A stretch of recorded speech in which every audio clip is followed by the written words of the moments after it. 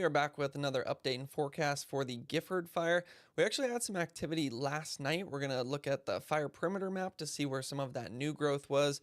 We're going to look at where the fire is active right now, and then we're not only going to talk about the weather forecast for where this fire might be moving in the future, but we're also going to discuss some of the operations that they're planning to do tonight, which could include actually purposely putting some fire on the ground to clear out some of the fuels as the fire does push closer towards a community that we'll take a look at in just a moment. But right off of the bat, you can see that once again, it's fairly active. First thing we'll do though, before we get into the past, present, and future of this fire is just figure out where this fire is. Got Los Angeles down here, and then if we zoom into the fire, it's pretty large. It's over 100,000 acres at this point, but it's really just this northwestern area that's been active over the last maybe 3 to 4 days. And then that's about 15 to 18 miles east of San Luis Obispo. So that's the area of the fire that we're going to be discussing the most today. But when it comes to the acreage, I mentioned it was over 100,000. It's actually up to 120,000. Containment, 33%. Still some evacuation orders and warnings. And actually with some of the new growth that we had last night and then into this afternoon, I believe they even issued some new evacuation orders and maybe upgraded some of those warnings. I don't really cover that kind of information in my videos though, just because they can change so quickly that you don't want to get that kind of information from a video that might be old. And that's another thing I should say is I do these updates every day. So if you're not watching this on August 11th, which is when I'm recording this, maybe check my channel to see if I've done a more recent update than the one that you are watching. So let's look at the acreage first. It's around 120,000 acres. We do have this fire progression map, came out earlier this morning. Blue is where the fire started on August 1st. And then the main thing that I notice is that bright red color for August 10th growth doesn't include some of the growth that we had last night. So this is somewhat incomplete, but it's also still helpful because you look at the rest of the fire perimeter and you're not really seeing any of that bright red on the eastern side, southern side, southwestern side, which means we haven't had fire activity there, like real fire activity, in maybe 3 to 5 days. So that's why I always like to show the fire progression map, because you look at 120,000 acres and if you're in Cuyama, you might think, oh, the fire is still growing and active, but it's actually just the part of the fire that's pretty far away from you. And the southeastern finger hasn't really done much anytime recently. And then on top of that, our containment's 33%. That number, I usually take it with a grain of salt because like we're seeing on this fire, containment's been growing, but the fire is actually getting closer towards some structures in the area where it is still burning. So with that, it is helpful to look at this map, I'd say more than it is to just hear what the number is. Anywhere where we have the red is where the fire is still considered uncontained.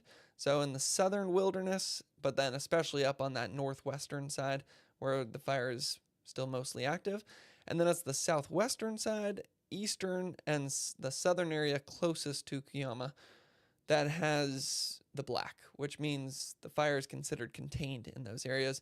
Big part of the reason it's contained on that eastern side is because it's bumping into the Madre fire burn scar that we had earlier this year. See that black shading?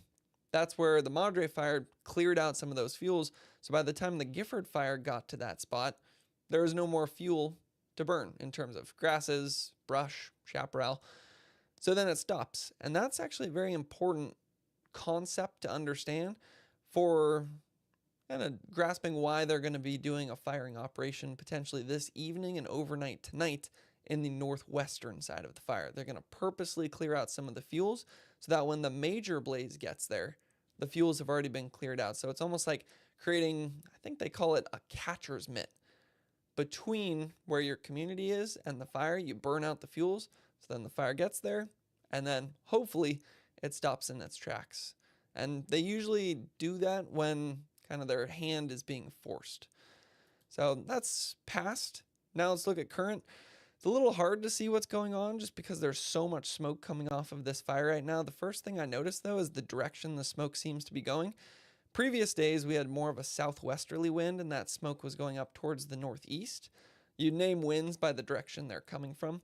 Now it looks like that smoke is actually traveling more south than anything. So it's, if anything, it's almost like a northerly wind at the moment. Haven't clicked this one yet, but it might tell us a little something. Yeah, you see that orange glow?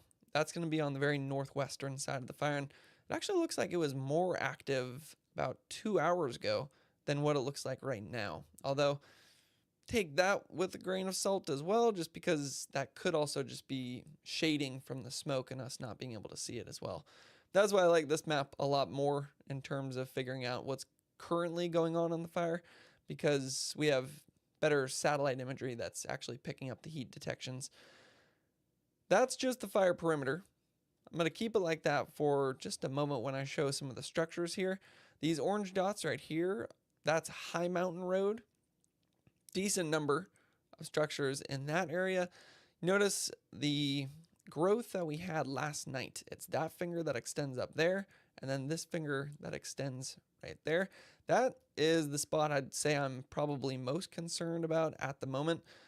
So if we turn on our map builder roads, we can click in here and you see that's Avenellis Ranch Road. Might be saying that incorrectly again, but the fire is basically coming right up against that road, and then not too far away, if we go back to our global imagery, you'll see some of those orange dots in there where it does represent some structures. So, I mean, it looks like it's just on the other side of the road. So if we measure it, yeah, it's less than a mile.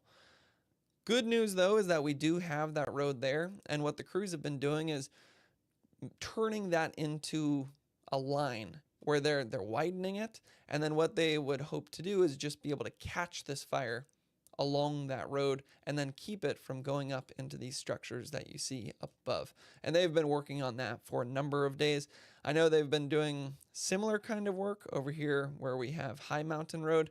They've had crews in there putting in all sorts of lines. What that means is in some cases it's just people with tools on the ground. In some cases they have dozers that are just clearing out the vegetation.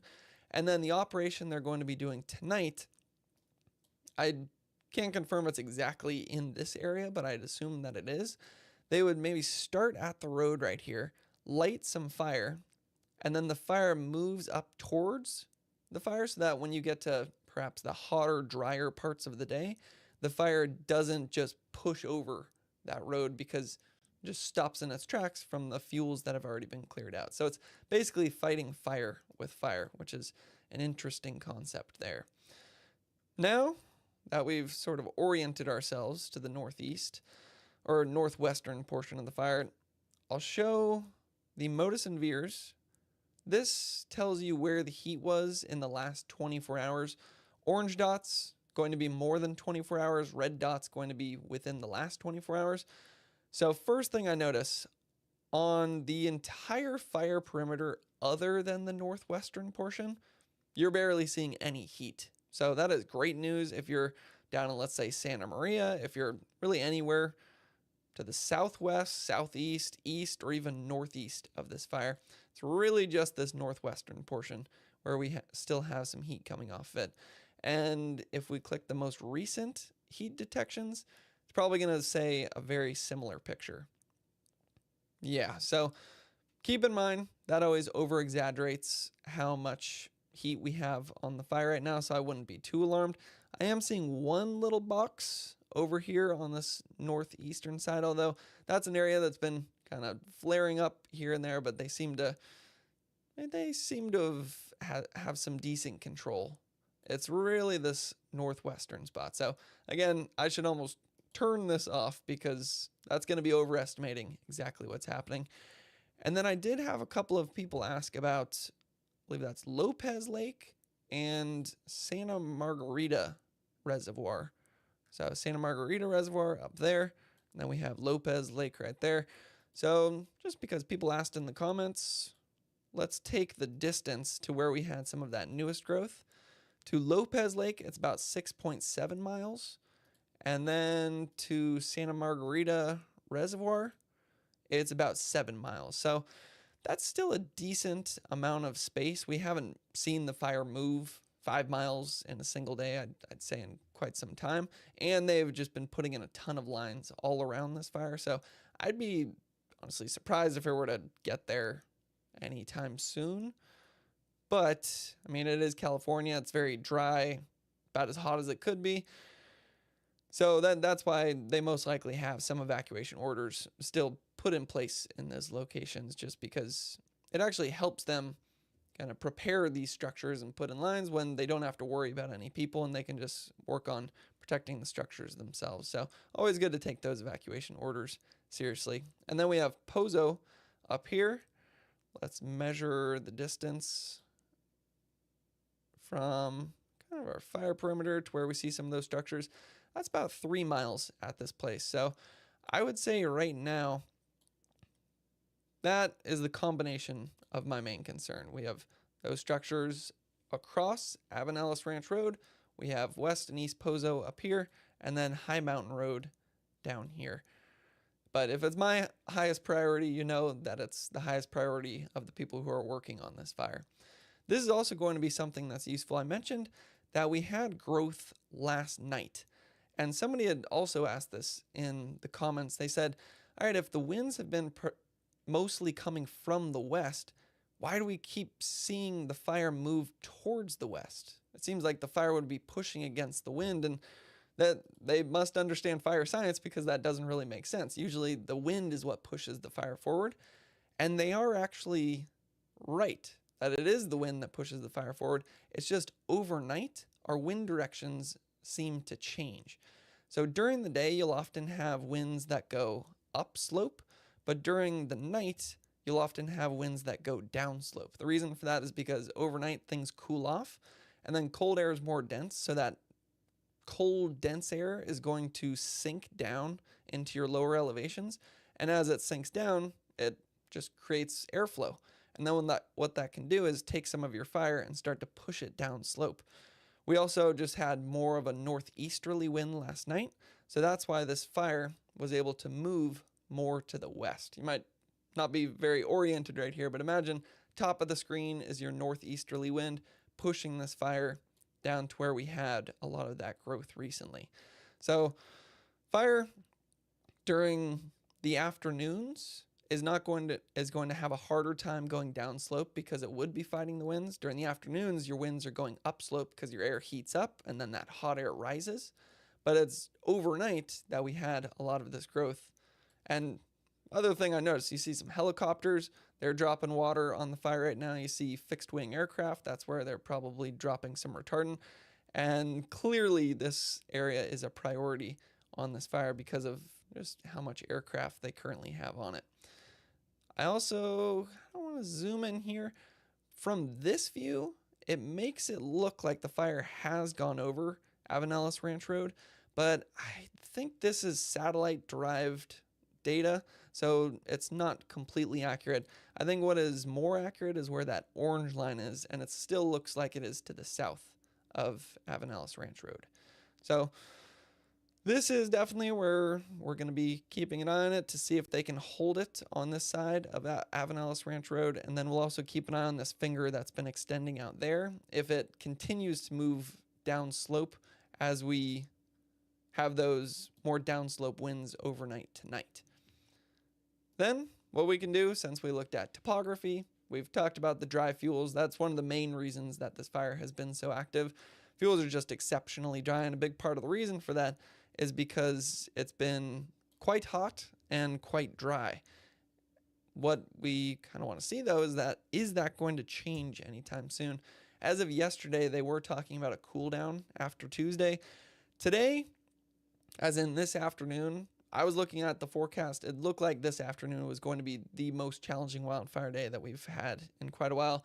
Not only because it's pushing so close to some of these structures, but also because it's the hottest, driest that it's been in a while, and even some stronger afternoon winds than we've had as well. So right there, that shows some mid-90s, which means you'll have some pockets on the fire that are in the triple digits, which means your relative humidity will be in the teens to even single digits. That means the air is dry.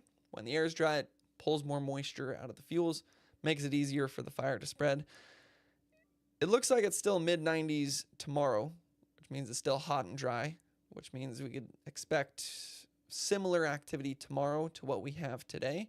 And I mean, when we looked at the current satellite, it looks like it's fairly active right now. And then if we look at Wednesday, that's where it looks to start to cool down a bit more. It's still low 90s. That's still as hot and dry as you need for a fire to be fairly active. But then Thursday, mid 80s, Friday, low 80s, Saturday, low 80s again. So if we can get through today, tomorrow, and then partially Wednesday, then we're going to see more of a cool down, and that's really going to help the firefighters out there, because the cooler it is, maybe it's still probably going to be dry, but it at least won't be as dry. And at this point, we'll take whatever we can get. So let's see how we did on the weather forecast. Hot and dry conditions will continue for early this week. Poor overnight humidity recoveries can be expected at higher elevations during this period. That's actually a pretty important fact, and big part of the reason that we had that growth last night is overnight you'd like things to cool down so that more moisture comes into the air and then the fire comes down at night. But when you have poor humidity recoveries overnight, it means you're not getting all that much moisture during the overnight hours, and that's why the fire was able to stay active overnight. So it looks like they're expecting that once again. Winds will be strongest from Sunday night into Monday morning. That's what we just had. And then Tuesday afternoon into the evening, with gusts nearing 20 miles per hour in higher elevations. So going to be watching Tuesday afternoon for that reason. And then temperatures will begin to cool after Tuesday. That's what we're crossing our fingers for, and waiting for things to start to cool down. So challenging forecast over the next couple of days. Also pretty challenging conditions with this fire getting closer to where we have some of the structures on the northwestern side. Luckily, we've got over 4,000 personnel on this fire. And then as we've been seeing, there's just aircraft all over the place with this one. So they are certainly doing the absolute best that they can. And I'd say I am too, so hopefully these videos have been helpful, and I'll definitely be doing another one of these tomorrow, probably around the same time. So you can stay tuned for that, and definitely stay updated on those evacuation orders and warnings as well. Thanks for watching.